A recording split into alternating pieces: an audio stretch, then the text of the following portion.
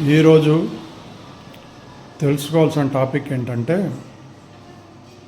మన దాన ధర్మాలు చేసి మనం ఫలానా వ్యక్తికి దానం చేశాము, లేకపోతే ఫలానా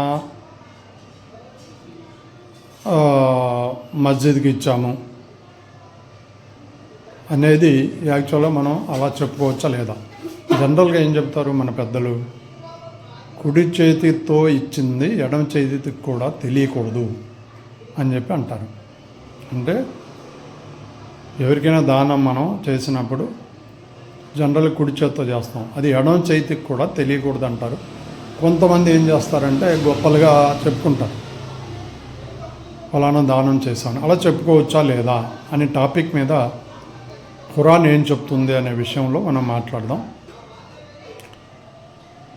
ఆ తర్వాత ఈ విషయం తెలియకముందు నేను కూడా ఇలాగే చేసేవాడిని.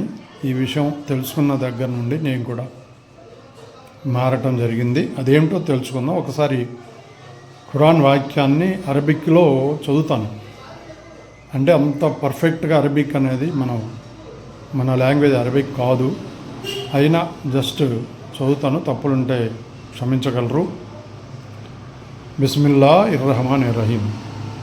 యా హయ్యుహల్లజీనా ఆమను లా తుబుతులు సదఖాతికుం బిల్ మన్నివల్ అజాకల్లజీ యున్ఫికు మాలహూరి ఆ అన్నాసి వలాయు మిన్ బిల్లాహి వల్ యౌమిల్ ఆఖిరి ఫమసలహు కమసలి సఫ్వనిన్ అలైతు రాబున్ ఫఅసాబహు వాబిలు ఫతరకహు సల్లన్ లా యఖ్దిరూన అలా షయ్యం మిమ్మా కసబు వల్లాహు లా యహదిల్ ఖౌమల్ కాఫిరీన్. ఇది ఖురాన్ గ్రంథంలో సూరా బఖరా 264వ వాక్యంలో రాయబడి ఉంది ఇలా అరబిక్లో.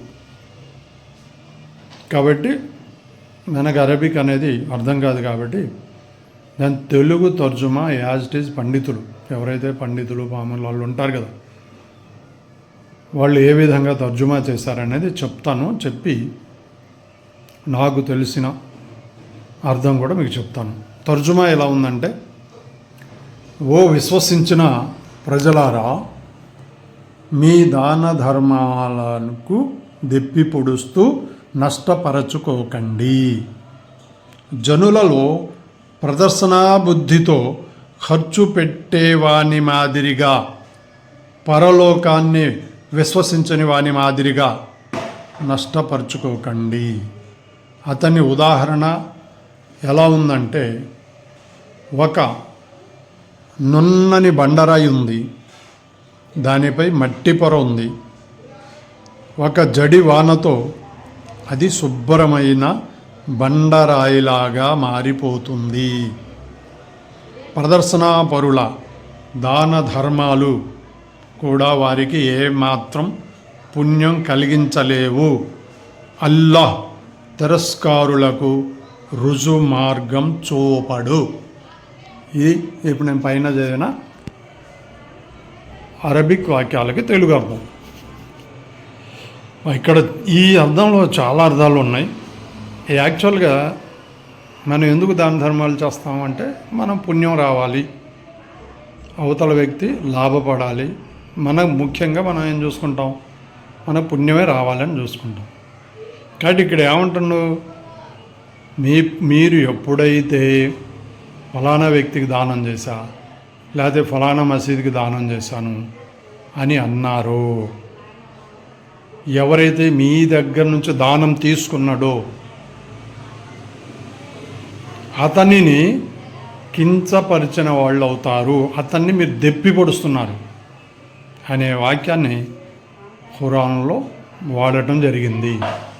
అలాగే నష్టపరుచుకోకండి అన్నారు. నష్టపరుచుకోకండి అని ఎందుకన్నారంటే, మీరు ఏదైతే పుణ్యఫలం లభిస్తుందని ఇచ్చారో ఆ పుణ్యఫలం మీకు లభించదు, అందుకోసం మీరు నష్టపోతారు. మీరు ఏ ఉద్దేశం అయితే ఇచ్చారో ఆ ఉద్దేశం నెరవేరట్లేదు కదా. కాబట్టి ఆ పుణ్యం అనేది మీకు లభించదు. అలాగే ఇక క్లియర్గా చెప్పడం జరిగింది. జనులలో ప్రదర్శన బుద్ధి అంటే నేను గొప్ప దానపరుడిని, ఫలానా వ్యక్తి గొప్ప దానపరుడు అని జనం అనుకుంటే కుదరదు, ప్రజలు అనుకుంటే కుదరదు. అది ఎవరు అనుకోవాలి అట? దైవం అనుకోవాలి. ఫలానా వ్యక్తి దానపరుడు అని దైవం అనుకున్నప్పుడే మీకు ఆ పుణ్యం అనేది లభిస్తుంది. దానికి ఎగ్జాంపుల్ కూడా చాలా చక్కగా చెప్పారు. ఏమని? ఒక మంచి సాఫ్ట్ ఒక గ్రానైటో ఏదో ఒక మంచి నున్నగా ఉన్న ఒక బండరాయి ఉంది. ఆ బండరాయి మీద ఏముంది? మట్టి ఉంది, మట్టి పొర. తెలుసు కదా, మన బండరాయి మీద మట్టి పొర ఉంది. ఒక వర్షం జల్లు పడింది, అదేమైంది? ఆ మట్టి పొర కొట్టుకుపోయింది. అలాగే మీరు ఏదైతే పుణ్యం కోసం ఆశించారో ఆ పుణ్యం అనేది కొట్టుకుపోతుంది. దానివల్ల ఏమీ ఉపయోగం అనేది ఉండదు అనేది చక్కగా ఈ వాక్యంలో చెప్పారు. అది చదివిన దగ్గర నుంచి నేను కూడా ఎవరికైనా ఇస్తే, ఏదైనా ఇచ్చిన ఎవరికి తోచిన వాళ్ళకి ఇస్తారు సహజంగా. అలా ఇస్తే కనుక ఇతరులకి మనం ప్రదర్శన బుద్ధి చెప్పకుండా ఈ వాక్యాన్ని కనుక, ఈ ఖురాన్ వాక్యాన్ని మనం కనుక ఆచరిస్తే తప్పకుండా దైవం మనందరికీ పుణ్య ఫలాలు ఇస్తారని ఆశిస్తున్నాను.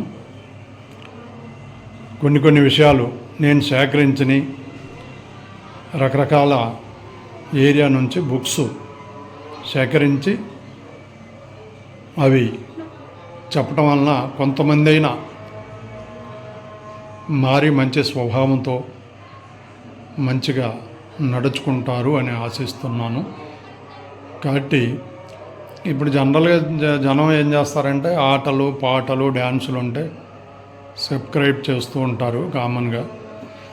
నాకు అవన్నీ ఇష్టం లేదు. కాబట్టి మరి మీరు కూడా నాలాంటి వాళ్ళు ఎవరైనా ఉంటే వాళ్ళు ఈ ఛానల్ని సబ్స్క్రైబ్ చేసి ఈ యొక్క సబ్జెక్ట్ నచ్చితే ఇతరులకు కూడా షేర్ చేయండి, లైక్ చేయండి. Thank you all.